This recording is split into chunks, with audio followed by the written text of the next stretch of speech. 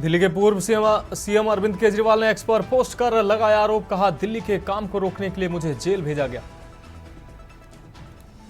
जम्मू कश्मीर के चंब विधानसभा क्षेत्र में विरोधियों पर बरसे सीएम योगी। कहा, कांग्रेस ने हिंदुओं को कमजोर किया।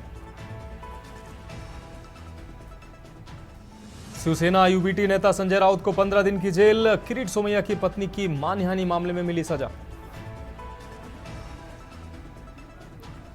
नकली नोट मामले में जांच करने कुशीनगर आएगी एनआईए की टीम। जल्द ही शुरू होगी कार्रवाई।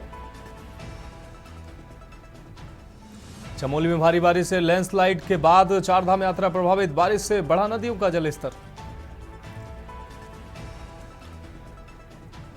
और भारत बांग्लादेश टेस्ट मैच पर छाए बारिश के काले बादल। कानपुर के ग्रीन पार्क में कल से शुरू होगा मैच। आप देख रहे हैं के न्यूज, खबरों का सारथी। नमस्कार, देश की बात में आपका स्वागत है। मैं हूं मनोज मानस और अब खबरें विस्तार से। और देश की बात में सबसे पहले हरियाणा की खबरों का रुख करेंगे। भिवानी जिला के नंदगांव में पहुंचे मध्य प्रदेश के मुख्यमंत्री मोहन लाल यादव ने कहा कि हरियाणा प्रदेश में भाजपा सरकार ने पिछले 10 सालों में रिकॉर्ड काम करवाए हैं। आज हरियाणा प्रदेश में 24 फसलों पर न्यूनतम समर्थन मूल्य दिया जा रहा है। उन्होंने कहा कि प्रधानमंत्री नरेंद्र मोदी की अगुवाई में देश आगे बढ़ रहा है।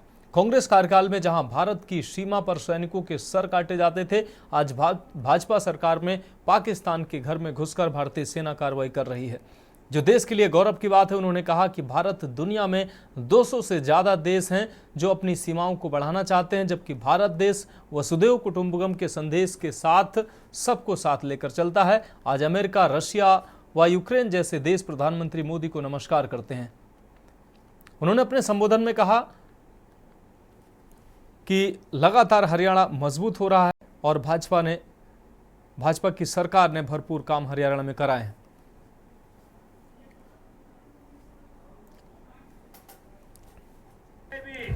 कंस को आए आपकी इस गांव में, इस विधानसभा के अंदर जो पार्टी के लोग सामने से चुनाव लड़ रहे हैं, वो कम्युनिस्ट पार्टी के लोग तो धर्म को मानते ही नहीं। वो कहते हैं कि ये क्या होता है हिंदू, क्या होता मुसलमान, क्या होता है भगवान राम, क्या होता कृष्ण। ये कम्युनिस्टों की सोच। उनके अपनी सीमा के दायरे में देश भी कुछ नहीं होता। उनके अपने दायरे में अगर आप सही अर्थ में देखो तो कम्युनिस्ट की विचारधारा हमेशा देश विरोधी विचारधारा के साथ जुड़ती दिखाई देती है। और इसी कारण से हमारे देश से तो कोई भी राज्य ऐसा नहीं बचा है जहां कोई कम्युनिस्ट की सरकार हो।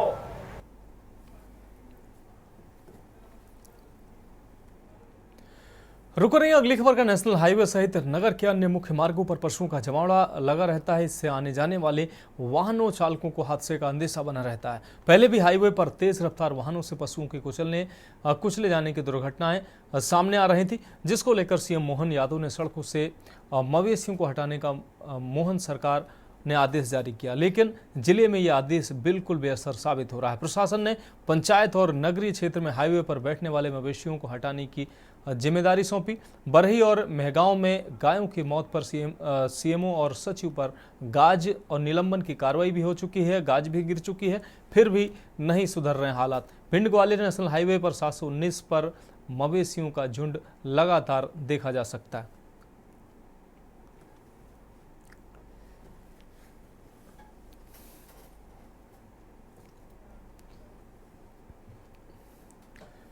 अब बढ़ेंगे अगली खबर की ओर। आदिवासी बाहुल मंडला जिले में खुलेआम माफिया राज चल रहा है। जिले में नदी नालों के साथ रेत माफिया आतंक मचा रहे हैं और ऐसा लगता है कि इन माफियाओं के आगे जिला प्रशासन और जिले के मुखिया भी बौने साबित हो चुके हैं और खनिज विभाग तो इन माफियाओं के सामने जाने से डर रहा है। आखिर क्यों, इसके पीछे का राज क्या है जो इन रेत खनन और अवैध परिवहन करने वालों के खिलाफ अपना कानूनी चाबुक ये अधिकारी नहीं चला पा रहे हैं और ये बेलगाम होकर दबंग नदी नालों का सीना चलनी करने में कोई कसर नहीं छोड़ रहे हैं। हम बात कर रहे हैं बमनी बंजर थाना अंतर्गत सतबहनी रेत खदान की, जहां आनन फानन में माइनिंग विभाग और पुलिस ने कार्रवाई की 5 ट्रैक्टर पर कार्रवाई की गई। रेत के अवैध रूप से उत्खनन व पुलिस खनिज विभाग की संयुक्त कार्रवाई हुई है। थाना बभनी बंजर में सतवहनी खदान में रेत के अवैध उत्खनन की सूचना पर वैधानिक कार्रवाई करते हुए खनिज विभाग के साथ संयुक्त रूप से कार्रवाई की गई। सतवहनी के पास से निरंतर रेत के उत्खनन परिवहन की शिकायतें प्राप्त हो रही थी, तो उस संबंध में आज पुलिस विभाग और माइनिंग के द्वारा संयुक्त रूप से कार्रवाई की गई है और 5 वाहनों को जब्त किया गया है और थाने में अभी हम लोगों ने कार्रवाई करके खड़ा किया है। सूचना प्राप्त हो रही थी निरंतर शिकायतों से, तो इस पर हम लोगों ने आज कार्रवाई करी है और निरंतर ऐसी कार्रवाई हमारी जारी रहेंगी। मौके पर हम लोग जब पहुँचे तो जब पुलिस विभाग मौके पर पहुँचा था तो 5 वाहन ही मौके पर पाए गए, तो जिन्हें जब्त की कार्रवाई की गई है। सर क्या मामला बनाया गया? बना करके कलेक्टर महोदय के न्यायालय में भेज किए जाएंगे। रुक करेंगे अगली खबर का। युवा कांग्रेस पथरिया के द्वारा किया गया एसडीएम और कार्यालय का घेराव। कांग्रेस के लोधी समाज के प्रदेश अध्यक्ष घनश्याम वर्मा एवं जिला पंचायत सदस्य जागेश्वरी वर्मा के नेतृत्व में सैकड़ों की संख्या में कांग्रेसियों द्वारा धरना प्रदर्शन के साथ एसडीएम के कार्यालय का घेराव किया गया।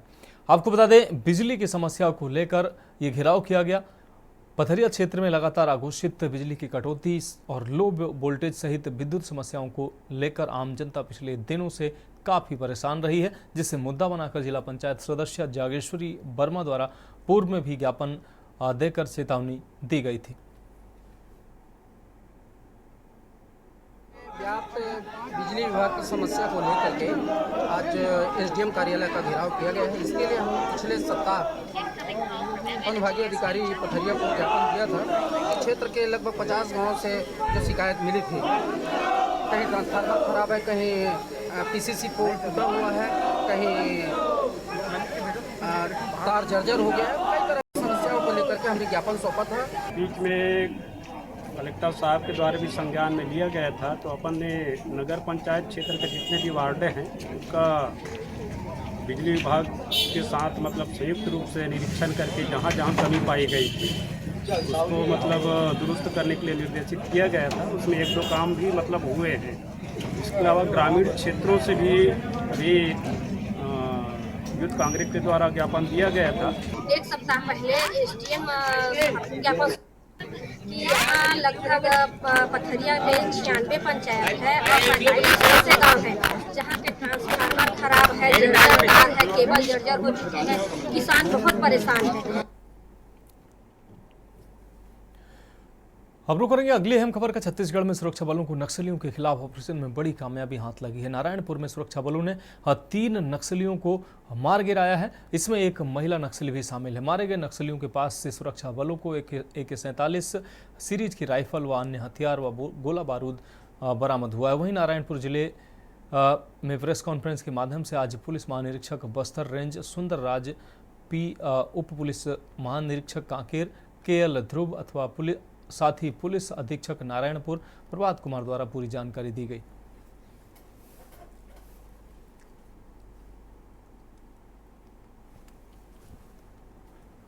छत्तीसगढ़ एवं महाराष्ट्र का सीमावर्ती आबूझमाड़ क्षेत्र में प्रतिबंधित एवं गैर कानूनी सीपी माओवादी संगठन की उपस्थिति के आसूचना के आधार पर जिला नारायणपुर से DRG टीम, इसमें कोंडागांव का, दंतेवाड़ा का और नारायणपुर का टीम शामिल थे। साथ साथ STF और इस इलाका में तैनात BSF एवं ITBP बल द्वारा एक संयुक्त अभियान संचालित किए गए थे। अभियान के दौरान दिनांक 23 सितंबर को शाम को 4 बजे से लेकर लगातार अनेक बार माओवादी एवं सुरक्षा बल के बीच में मुठभेड़ हुई। मुठभेड़ के पश्चात इलाका का सर्चिंग के दौरान 3 वर्दीधारी माओवादियों का डेड बॉडी रिकवर किए गए थे, जिसकी शिनाख्ती अभी DKSC member Rupesh, DVCM Jagdish और PPCM सरिता के रूप में हुई थे। DKSC मेंबर रूपेश मूलतः महाराष्ट्र का रहने वाला है और DVCM जगदीश बालाघाट मध्य प्रदेश का। और जैसे इस मुठभेड़ के पश्चात आर्म सबमिशन में हमें एक AK-47, 2 SLR, 1 इंसास और काफ़ी बड़ी संख्या में कार्बाइन 303 एवं अन्य हथियार बरामद किए गए थे। बढ़ेंगे अगली खबर की ओर। सुप्रीम कोर्ट ने खनिज उत्पादक राज्यों को रॉयल्टी वसूलने की अनुमति दे दी है। इस निर्णय के बाद छत्तीसगढ़ को निजी क्षेत्र की कंपनियों से हर साल लगभग 700 करोड़ रुपए की अतिरिक्त रॉयल्टी मिलने की संभावना है। छत्तीसगढ़ प्रदेश में मुख्यतः कोयला, लो एश, लाइमस्टोन स्टोन, बॉक्साइट समेत रेत, मोरम व अन्य खनिज से सर्वाधिक राजस्व प्राप्त होता है। राज्य ने इसके पहले 2022-23 में खनिजों से 12,941 करोड़ रुपए का राजस्व अर्जित किया था, जिससे कांकेर जिले ने कुल 286 करोड़ रुपए का राजस्व सरकार को राजस्व अर्जित कर फायदा पहुंचवाया था। लेकिन अब ऐसे लगने लगा है कि इस वर्ष सरकार को भारी नुकसान उठाना पड़ सकता है। आपको बता दें, कांकेर जिले में पदस्थ सहायक खनिज अधिकारी मूक दर्शक बने हुए हैं। रोजाना खनिज माफिया लाखों रुपए का सरकार को चूना लगा रहे हैं। ऐसे में कांकेर के पदस्थ सहायक खनिज अधिकारी सवालों के घेरों में हैं। और कांग्रेस, आपको बता दें, कांकेर में फुल फ्लैश खनिज अधिकारी की ज़रूरत महसूस हो रही है, क्योंकि कांकेर जिले में खनिज संपदाओं की कमी नहीं है। रोजाना अवैध उत्खनन जारी है।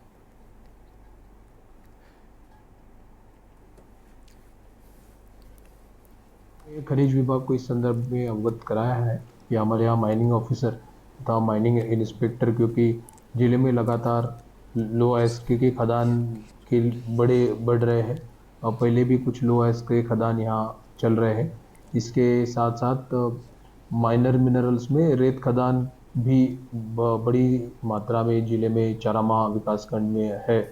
कुल मिला के प्रदेश के खनिज संपदा में जो खनिज विभाग है, खनिज विभाग में जो पद में आप लोग के माध्यम से हमें पता चला है, उस विभाग के जो पद है उनमें उनको जानेंगे। उन पद में कौन सा खाली है उसको हम ऊपर के मुखिया जो हैं उनको अवगत कराएंगे और उस जो पद है उनको पद को भरने का काम करेंगे। और जो अवैध खनन भी हो रहा है उसे सुचारू रूप से उसे बंद कर 9 महीने में सरकार, विष्णुदेव जी की सरकार लगभग काफ़ी निष्क्रिय हो चुकी है। कोई काम नहीं है। कांकेर जिले के ही हम बात करें, यहाँ 282 करोड़ रुपया जो 2022-23 में, इस साल कम से कम 300 का लगभग का टारगेट है। इतना पैसा सरकार को यहाँ से जाता है, फिर भी यहाँ माइनिंग विभाग में कोई जिम्मेदार अफसर नहीं है, यहाँ जो असिस्टेंट के रूप में काम कर रहे हैं।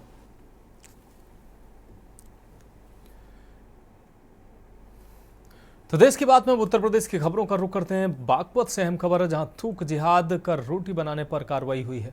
होटल पर खाद्य विभाग ने बड़ी कार्रवाई की है। एक ही जगह मिला वेज और नॉनवेज खाने का भंडारण।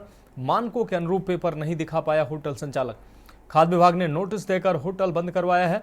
बागपत से अहम खबर आपको दिखा रहे हैं। डीएम के आदेश पर हुआ है ये बड़ा एक्शन। चिकन कॉर्नर का थूक कर रोटी बनाते वीडियो वायरल हुआ था। वायरल वीडियो का प्रशासन ने संज्ञान लिया। टटीरी कस्बे में प्रशासन की चिकन कॉर्नर पर यह छापेमार कार्रवाई हुई है।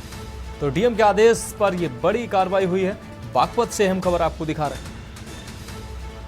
चिकन कॉर्नर का थूक कर रोटी बनाते वीडियो वायरल हुआ था, जिसके बाद प्रशासन की यह बड़ी कार्रवाई अब सामने आई है। तो एक ही जगह वेज और नॉन वेज खानों का भोजन का भंडारण मिला है। खाद्य विभाग ने नोटिस देकर होटल बंद कराया है। डीएम के आदेश पर यह बड़ा एक्शन हुआ है।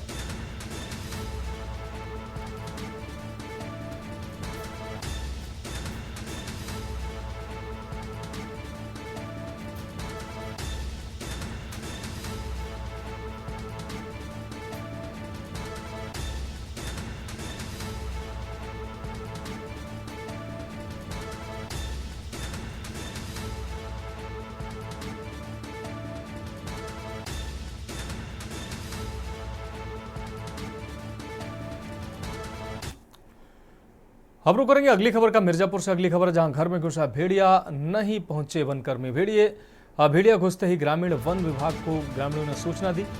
घंटों बाद मौके पर नहीं पहुंची वनकर्मियों की टीम। टीआरबी मौजूद लालगंज रेंज के कुकही गांव का ये पूरा मामला है।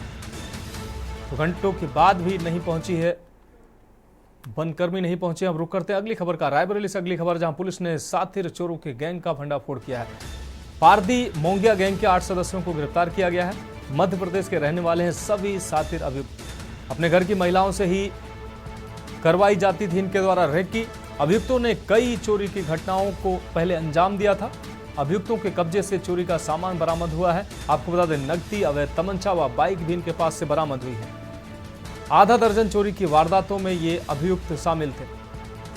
लालगंज कोतवाली पुलिस और एसओजी व सर्विलांस टीम को ये सफलता मिली है। सर्विलांस टीम के द्वारा ये गिरफ्तारी की गई है। एएसपी संजीव कुमार सिन्हा ने प्रेस कॉन्फ्रेंस कर ये जानकारी दी। कौन सा गैंग है, किस तरह से चोरी घटनाओं को अंजाम देता था, कितने सदस्य गिरफ्तार हुए? रायबरेली पुलिस के एसओजी टीम एवं लालगंज पुलिस के संयुक्त अभियान से एक अंतर जनपदीय संगठित गिरोह का खुलासा हुआ है। ये संगठित गिरोह मूल रूप से दतिया मध्य प्रदेश के रहने वाले हैं और यहाँ आकर विभिन्न जनपदों में चोरी एवं टप्पेबाजी की घटना को अंजाम देते थे। अभी हम लोगों ने इनके 8 सदस्यों को पकड़ा है और लगभग 7 थाने की चोरियां का खुलासा किया है।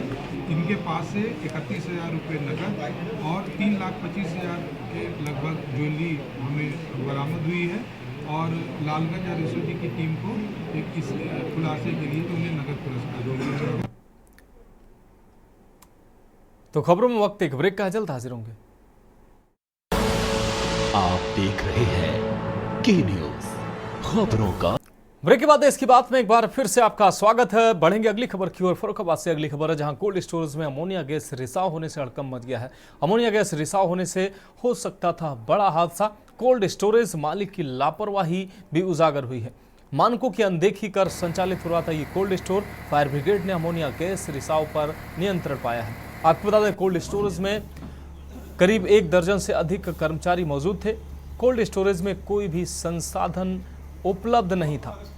दमकल विभाग, फायर ब्रिगेड की एनओसी के बिना संचालित हो रहा था ये कोल्ड स्टोर। मोहम्मदाबाद क्षेत्र के सकवाई सुमंगल कोल्ड स्टोर का ये पूरा मामला है।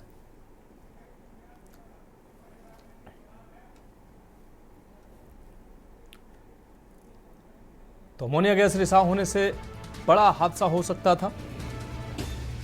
कोल्ड स्टोरेज मालिक की बड़ी लापरवाही भी सामने आई।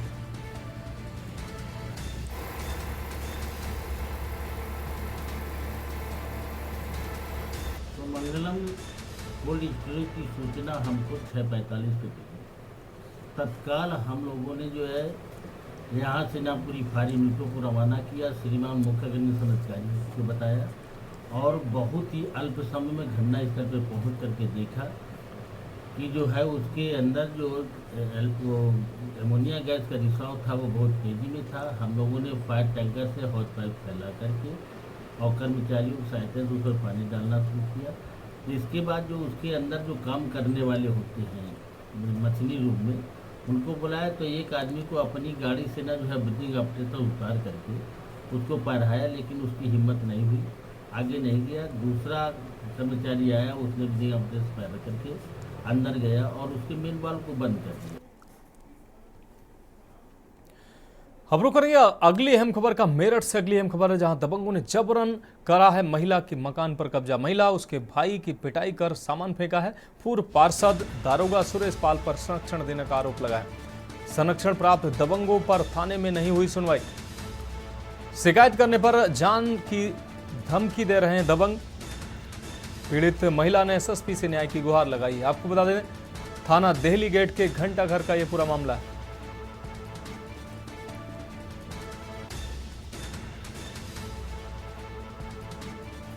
प्रॉपर्टी पे अवैध कब्जा हुआ है। इसने कब्जा किस तरह से करा? ताला तोड़कर जाली दस्तावेज बनाकर। किसने था, कौन किसने बनाया? क्या नाम है उसका? सरफराज आलम और उनके 2 बेटे इलियास और शाहरुख। मेरे कुछ नहीं है, वो मेरे बिल्कुल बराबर में, प्रॉपर्टी के बराबर में उनकी दुकान है कपड़े की, उन्होंने उस पर कब्जा किया। कितने गज का मकान है? 38 वर्ग गज में शालीमार गेस्ट हाउस है, नीचे दुकान, ऊपर बना। कौन मदद कर रहा है उसकी? वो कह रहे हैं कि हमारी प्रशासन से साठगांठ है और हम पार्षद जो हैं यहाँ के पूर्व पार्षद उनके रिश्तेदार हैं, हमारा बिगाड़ सकता है।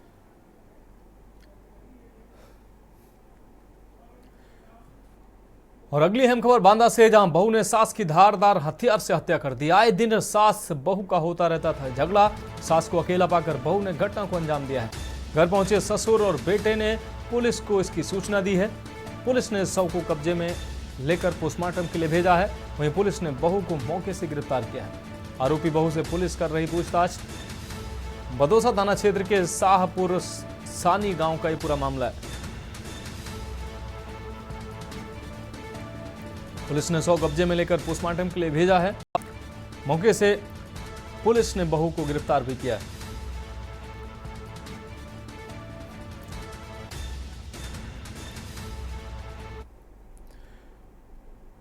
खबरों में रुकेंगे, एक और ब्रेक के लिए जल्द हाजिर होंगे। ब्रेक के बाद एक बार फिर से देश की बात में आपका स्वागत है। रुक करेंगे अगली अहम खबर का। रामपुर में एंटी करप्शन मुरादाबाद की टीम ने तहसील बिलासपुर में 4000 की रिश्वत लेते लेखपाल को रंगे हाथों गिरफ्तार किया है। गिरफ्तार कर एंटी करप्शन टीम ने लेखपाल को बिलासपुर थाने लेकर आई, जहां पर उन्होंने अपनी कार्रवाई शुरू की।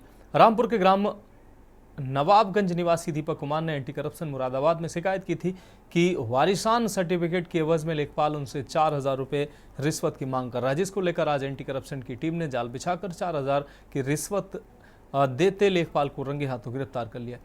वहीं CO anti corruption Faisal Siddiqui ने बताया कि लेखपाल को 4000 की रिश्वत लेते गिरफ्तार किया गया है और उसके खिलाफ मुकदमा पंजीकृत हुआ है। हमारी टीम उसे बरेली न्यायालय में लेकर रवाना होगी, वहीं से रिमांड होगा और वह वहीं से जेल भेजा जाएगा। एंटी करप्शन फैजल सिद्दीकी ने बताया, हमारे यहाँ शिकायतकर्ता दीपक कुमार पुत्र श्री दीवान सिंह आए थे और यहाँ रहने वाले नवाबगंज रामपुर के हैं। उन्होंने शिकायत की थी, जिसके बाद ये कार्रवाई हुई है।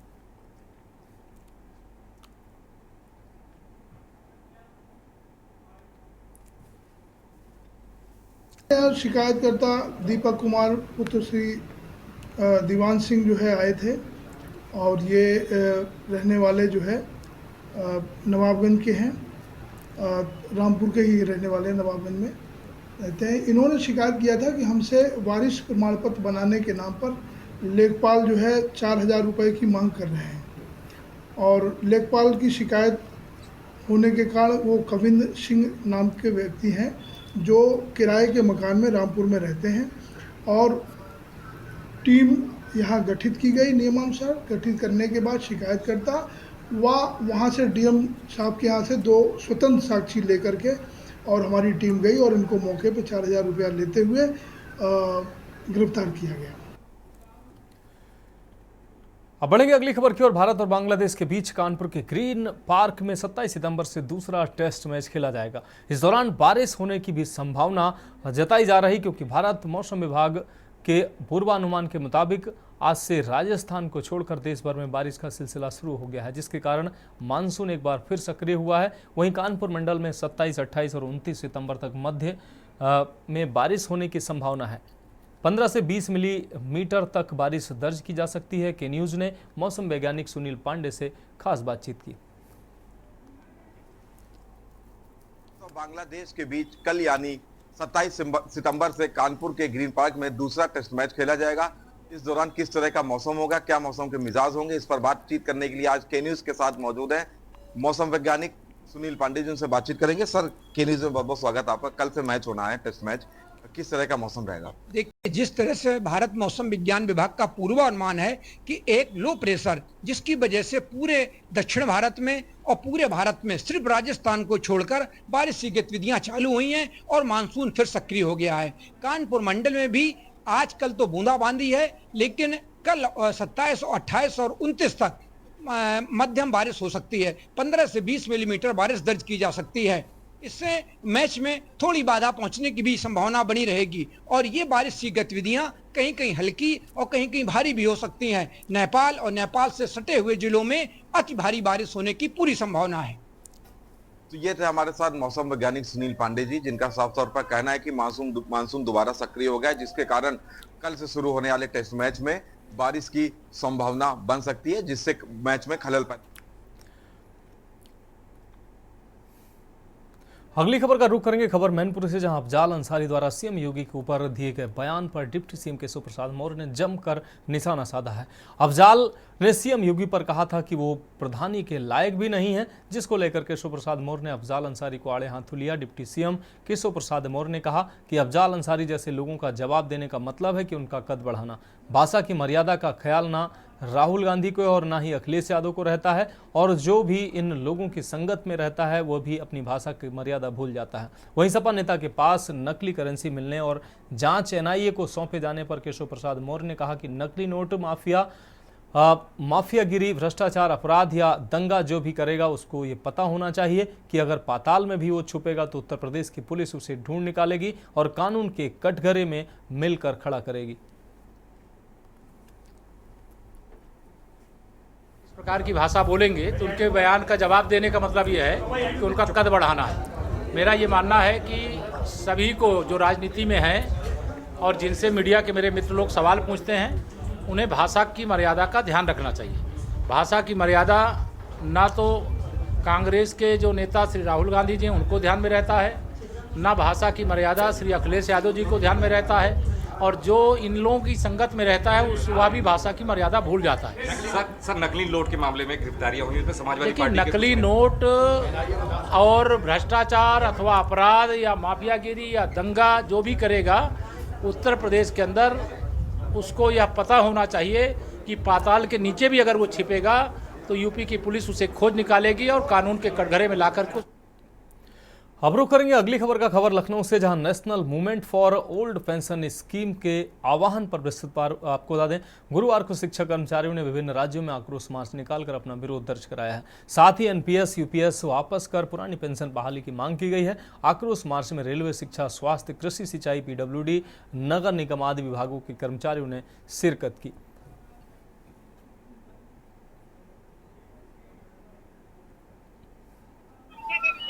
नरेंद्र कुमार सिंचाई विभाग प्रदर्शन कर रहे हैं। पुरानी पेंशन बहाली का पूरे देश में हमारा ये आक्रोश मार्च है। यूपीएस लागू कर दिया गया है। यूपीएस बहुत बड़ा जो है धोखा है, छलावा है, मंजूर नहीं है। हमको केवल यूपीएस चाहिए। सारे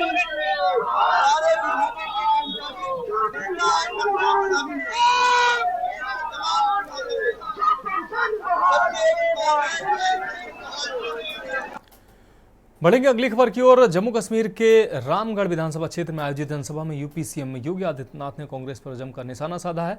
योगी बोले, कांग्रेस का नाम ही समस्या है और भारतीय जनता पार्टी का समाधान जो समस्या है उसके लिए बहाना चाहिए। कांग्रेस हमेशा बहाना बनाकर देश की जनता को बेवकूफ़ बनाती रही है और यही कारण है देश में आतंकवाद की समस्या को, उग्रवाद की समस्या को, नक्सलवाद की समस्या हो, जातिवाद की समस्या हो, क्षेत्रवाद की हो, हर क्षेत्र में कांग्रेस नाकाम रही है।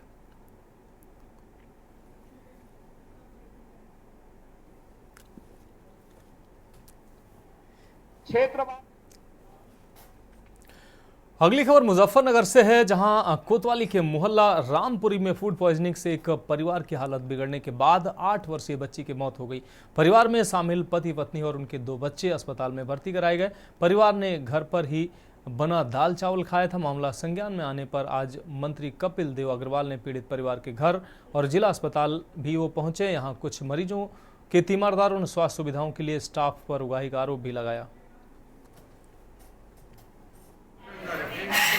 आज माननीय मंत्री जी का सुबह आए थे, वार्ड में आए थे, उन्होंने देखा वार्ड में कि कुछ पेशेंट के अटेंडेंट ने शिकायत की है कि मतलब किसी को उन्होंने 300 रुपये दिए हैं। तो उसके लिए हम जो भी पेशेंट को जो भी लिया है उसको हम देखेंगे और उसके खिलाफ कार्रवाई करेंगे। अगर ऐसा कोई मिलता आदमी तो खिलाफ पूरी कार्रवाई की जाए। अगली खबर इटावा से है, जहां खाद्य सुरक्षा विभाग की टीम ने होटल्स और रेस्टोरेंट का निरीक्षण किया। इस दौरान टीम ने किचन की साफ सफाई देखी है और संचालकों को नॉनवेज व वेज खाद्य सामग्री अलग अलग तैयार करने के निर्देश दिए हैं। जांच के दौरान कुक व वेटर तय सुरक्षा मानकों के तहत मास्क, सेफ्टी कैप व ग्लव्स का इस्तेमाल करते मिले हैं। आपको बता दें कि जिले में 5500 से अधिक होटल, रेस्टोरेंट व ढाबे पंजीकृत हैं। प्रशासनिक निर्देशों पर आपको बता दें विभाग ने इनकी जांच कराने को 6 टीमें गठित की हैं। विभिन्न प्रतिष्ठानों पर खाना खाते मिले लोगों ने मुख्यमंत्री के फैसले की सराहना की। उन्होंने कहा कि इस पर राजनीति नहीं होनी चाहिए, खाने पीने की सामग्री साफ सुथरी और स्वास्थ्यवर्धक ही होनी चाहिए।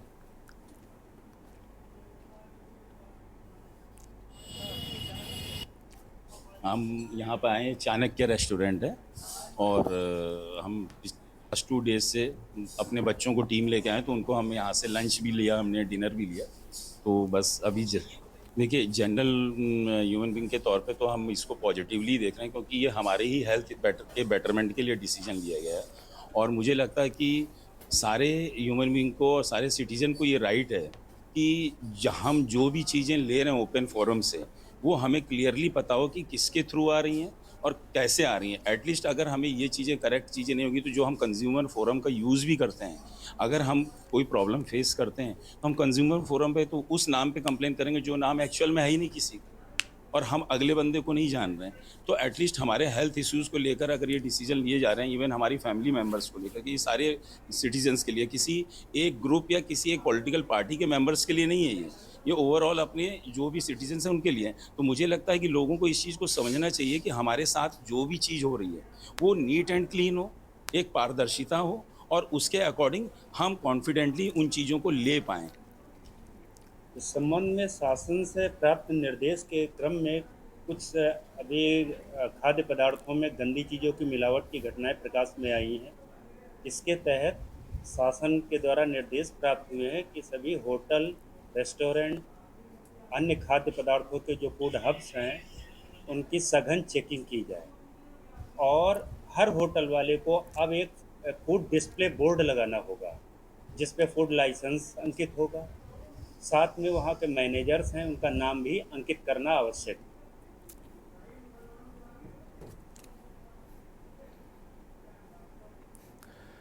रुक रही अगली अहम खबर का। केशव प्रसाद मौर्य ने कहा कि करहल विधानसभा क्षेत्र के गांव सिमरऊ में चौपाल का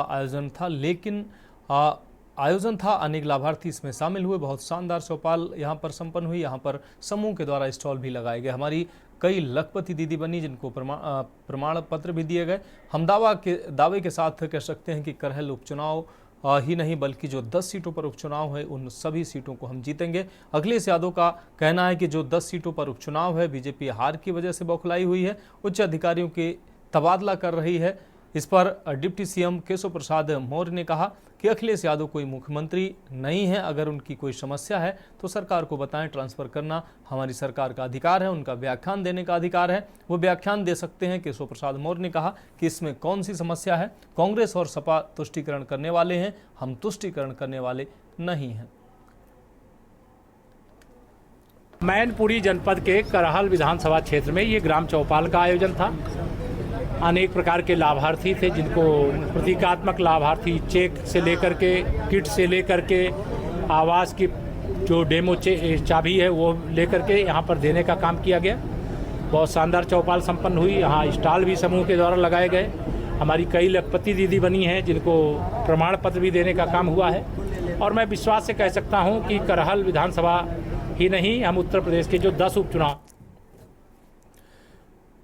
अब बढ़ेंगे अगली खबर की ओर। खबर लखीमपुर खीरी से है, जहां धौरहरा तहसील क्षेत्र के विभिन्न गांवों में हैंडपंप रिबोर और मरम्मत के नाम पर बड़ा भ्रष्टाचार किया गया। जिलाधिकारी के निर्देश पर घोटाले में लिप्त 2 फर्मों को ब्लैकलिस्ट कर FIR दर्ज कराई गई है। साथ ही दोषी ग्राम पंचायत व ग्राम विकास अधिकारियों को निलंबित किया गया है।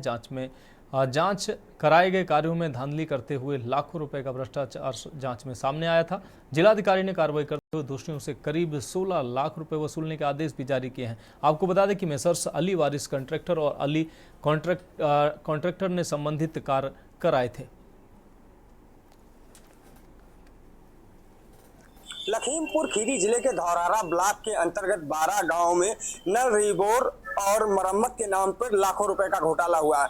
ऐसे ही आपको बता दें, लखीमपुर खीरी जिले में अगर प्रत्येक ब्लॉक की बात की जाए तो कहीं ना कहीं करोड़ों रुपए का घोटाला है, जहां बीते दिनों DM दुर्गा शक्ति नागपाल ने नल रिबोर घोटाले को लेकर के जांच के आदेश दिए थे। इस दौरान CDO अभिषेक कुमार सिंह ने जांच की, जहां ग्राम पंचायत सचिव और ग्राम विकास अधिकारी समेत ग्राम प्रधानों के द्वारा जांच के खिलाफ जांच की गई। इस दौरान जो 2 फर्में हैं जिनके द्वारा नल रिबोर का कार्य कराया गया है, उन फर्म के मालिकों के खिलाफ मामला दर्ज किया गया है। लखीमपुर खीरी से के न्यूज़ के लिए विनीत कुमार गुप्ता। हैंडपंप होते हैं तो उसके रिबोर या उसके मरम्मत को लेके पैसे निकासी की गई और इसकी शिकायत की गई। तो इसकी जांच कराने पे हमें ये पता चला कि कई जगह हैंडपंप रिबोर या उसके रिपेयर के नाम पे पैसे निकाले गए, लेकिन मौके पे या तो वो हैंडपम्प मिले नहीं या उसका कोई रिवॉर्ड नहीं था। तो ऐसे हमने टोटल 12 प्रधान का जो कार्य क्षेत्र है जिसमें हमें अनियमितताएँ मिली, तो 12 प्रधान में 6 वहाँ पे सेक्रेटरी थे, जिसमें कि 2 सेक्रेटरी का निलंबन सस्पेंड कर दिया गया और 4 पे विभागीय कार्रवाई प्रचलित है। इसी के साथ टोटल 15 लाख रुपए जो कि हमारा रिकवरी बनता है, उसको 12% इंटरेस्ट के साथ हमने रिकवरी भी जारी की। अगली खबर का रुख करेंगे जालौन से। अगली खबर है जहां भारी बारिश से लोगों के घर उजड़ गए हैं, तो वहीं गौशाला में भी इसका भारी असर देखने को मिला है। जहां जिले भर में बनी गौशालाओं में पानी और कीचड़ नजर आ रहा है, तो कहीं भूख के कारण गौवंशों की हालत दयनीय हो गई है। ताज़ा मामला विकासखंड कुठौंद के ग्राम पंचायत रणधीरपुर के मजरा जुगराजपुर के सामने आया है, जहां गौ संरक्षण केंद्र पर भूख एवं कुपोषण से 4 गौवंशों की एक साथ मौत हुई है, जिसको लेकर गौरक्षा दल के लोगों ने आरोप लगाते हुए बताया कि मृत्यु गौवंशों को नाले में फेंकवा दिया गया है। जो गौवंश जिनकी मृत्यु हुई है, उन्होंने कहा कि गायों को दफनाने की जगह उनको नाले में फेंकवा दिया गया है। जिस जगह ये गौवंश पड़े हैं वहाँ पर कई गौवंशों के अवशेष पहले से ही पड़े थे। इसका वीडियो वायरल होते ही मौके पर जालौन एसडीएम व खंड विकास अधिकारी एवं आपको बता दें एडीओ पंचायत और गौरक्षा दल के राष्ट्रीय अध्यक्ष ब्रजेश तिवारी, प्रदेश अध्यक्ष रामजी व्यास मौके पर पहुंच गए। उपजिलाधिकारी विनय कुमार मौर्य ने मौके पर जाकर देखा तो 4 गौवंश नाले में पड़े मिले थे। वहां पर गौवंशों की भारी मात्रा में अवशेष भी मिले। साथ ही उन्होंने गौशाला का निरीक्षण भी किया।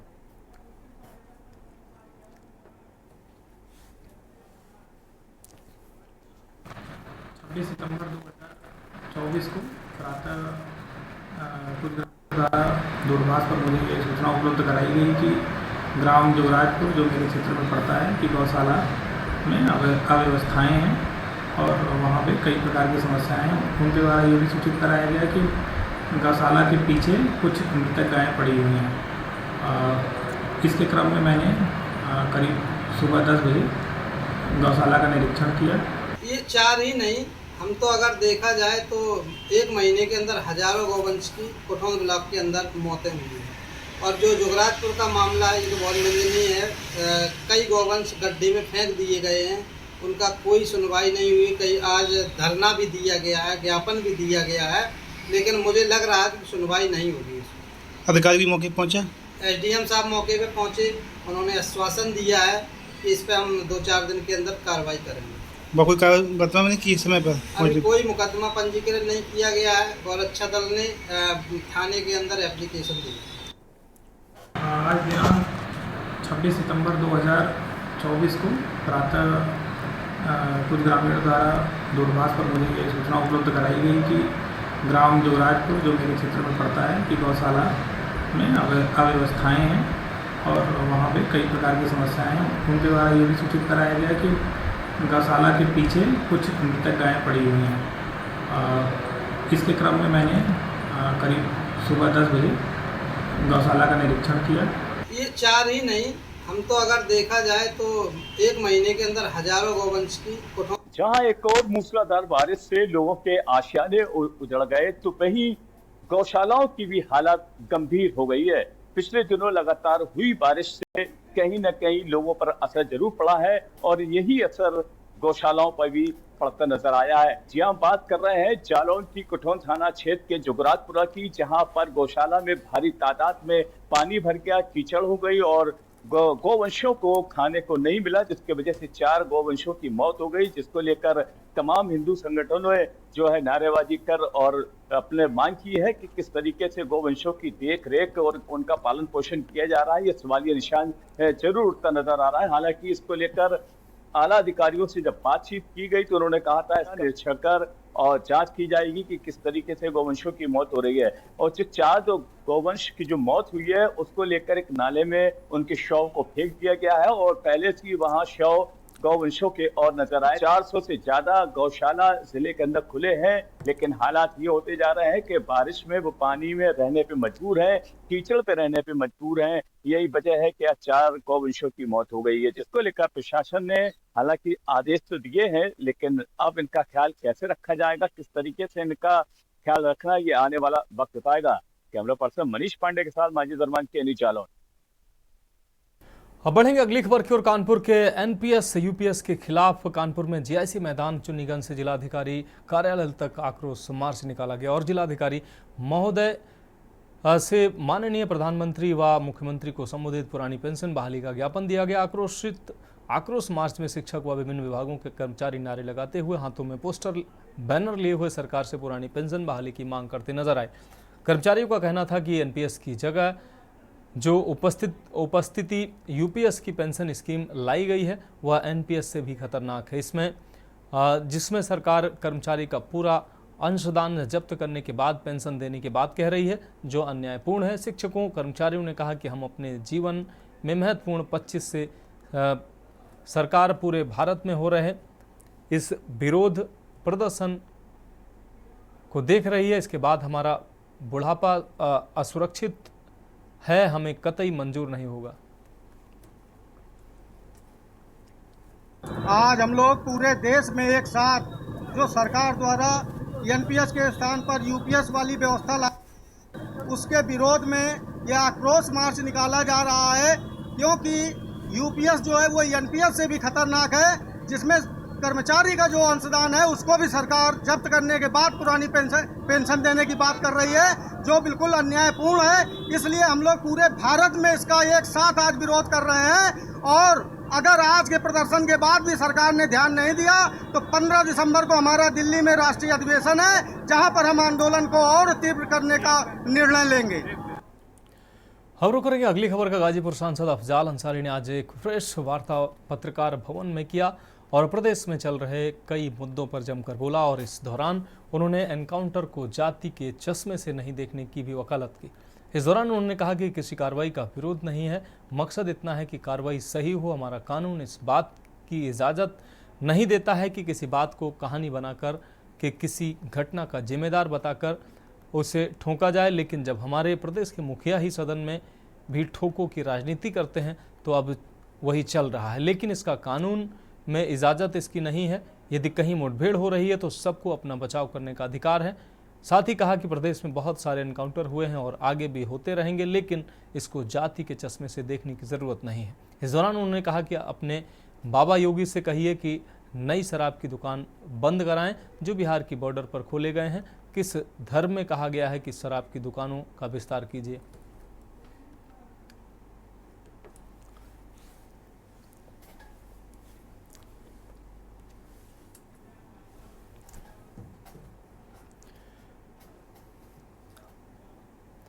खबरों करेंगे अगली अहम खबर का। ताजमहल में भ्रमण के लिए आने वाले पर्यटकों के साथ किसी प्रकार की कोई धोखाधड़ी न हो, इसको लेकर पर्यटन पुलिस लगातार नए नए प्रयोग कर रही है। इसी क्रम में अब पर्यटक ऑटो मित्र बनाने की नई पहल की जा रही है, जिसके तहत पर्यटन पुलिस ऑटो ड्राइवर को चिन्हित कर उन्हें स्पेशल वर्दी भी देने जा रही है। ताजमहल में आने वाले पर्यटकों के साथ धोखाधड़ी रोकने के लिए पर्यटन पुलिस ने एक अनोखी पहल की है, जिसके तहत ताजमहल पर चलाए जाने वाले ऑटो संचालकों को आपको बता दें आप पर्यटक पुलिस ऑटो मित्र का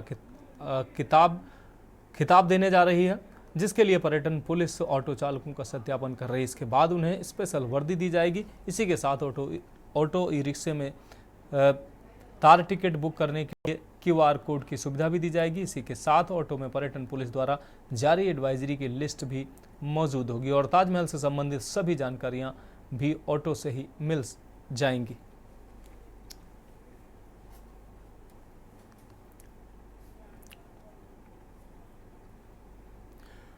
देश की बात में अब उत्तराखंड की खबरों का रुख करते हैं। हल्द्वानी से खबर है, जहां राज्य की पुलिस महानिदेशक अभिनव कुमार ने हल्द्वानी में आम जनता के साथ जन संवाद स्थापित किया। इस दौरान लोगों ने शहरी एवं ग्रामीण क्षेत्रों में विभिन्न प्रकार की समस्याओं से डीजीपी को अवगत कराया। इसके बाद मीडिया से मुखातिब हुए पुलिस महानिदेशक ने बताया कि साइबर क्राइम, गंभीर अपराधों में अंकुश और बढ़ते नशे के प्रति रोकथाम तथा यातायात को लेकर कई प्रकार के सुझाव मिले हैं।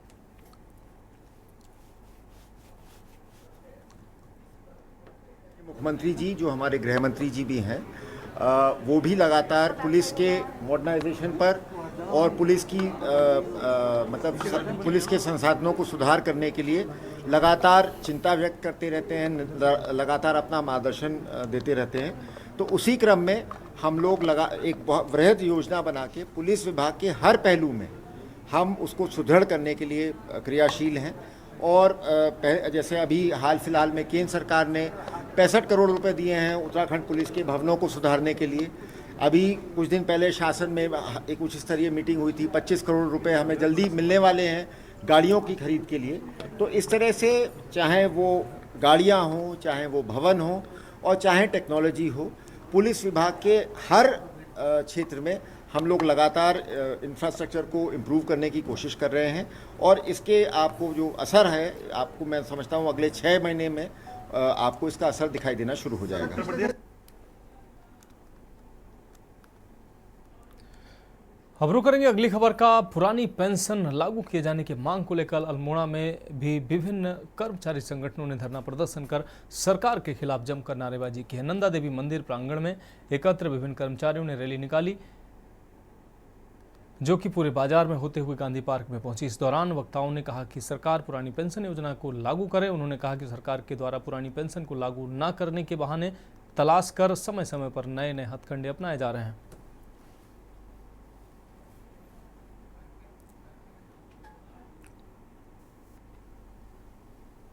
जो भी हाल में केंद्र सरकार ने यूपीएस कर्मचारियों के लिए लागू की है, हम इसका पुरजोर तरीके से विरोध कर रहे हैं। और एनपीएस का तो हम पूर्व में भी विरोध करते आए हैं। हम केवल पुरानी पेंशन बहाली ओपीएस के लिए ही संघर्षरत रहें और वही हमारा एकमात्र लक्ष्य है कि जब तक पुरानी पेंशन की बहाली नहीं होती तब तक हमारा ये आंदोलन चलता रहेगा। महोदय, सबसे पहले मैं अपने मीडिया के सम्मानित समझ से जितने भी हमारे समाचार पत्र और मीडिया प्रभारी हैं उनका मान सम्मान करते हुए मैं उनको धन्यवाद ज्ञापित करूंगा।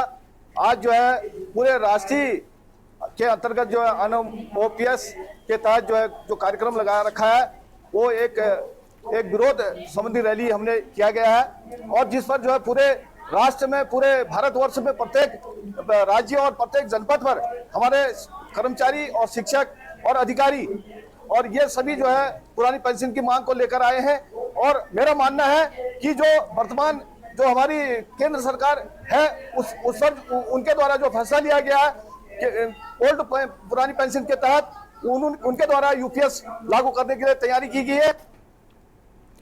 बढ़ेंगे अगली अहम खबर की ओर। आजादी के 75 साल बाद आज भी केडा पंडाव गांव के ग्रामीण पैदल जाने को मजबूर हैं। आदि बद्री नौटी मोटर मार्ग के बूराखोली से केडा पांडाव सड़क का निर्माण न होने से ग्रामीण वर्षों से परेशान है। वहीं बताया जा रहा है कि वन भूमि हस्तांतरण प्रस्ताव गतिमान है। साथ ही इस मोटर मार्ग को 2016 में स्वीकृति मिली थी। आपको बता दें कि 11 से 12वीं की पढ़ाई के लिए बच्चों को कई किलोमीटर दूर कसुआ इंटर कॉलेज पैदल जाना पड़ता है। सड़क न होने की वजह से ग्रामीण बीमार होने पर जहाँ परेशान होते हैं, वहीं गाँव तक खाद्यान्न पीठ पर ले जाने को मजबूर होते हैं।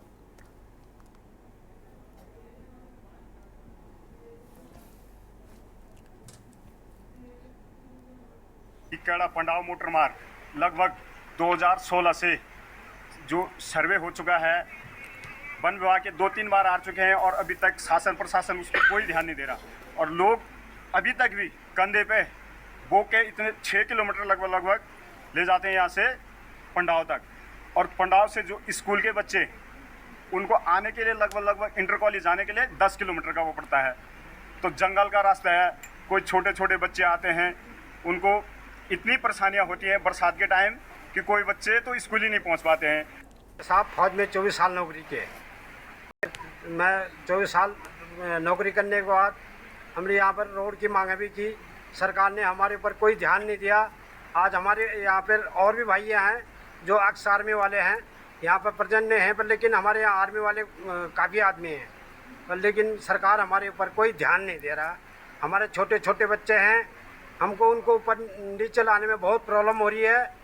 और हमारे सरकार से निवेदन है कि हमारे रोड की जल्दी से जल्दी कार्रवाई करें। 4-5 किलोमीटर दूर आके स्कूल में जाना पड़ता है। कभी हम देर हो जाते हैं, कभी बारिश के कारण हमें भालू, सांप ऐसे जानवरों का डर भी रहता है। और हमें राशन खाने के लिए सामान बोझ ऐसे लेके जाना पड़ता है कंधे पे। और सड़क ना होने के कारण हमारे कोई लोग जैसे बीमार होते हैं तो देर में पहुंचने के कारण कोई की मृत्यु हो जाती है। तो फिलहाल देश की बात में अभी के लिए मेरे साथ इतना ही। मुझे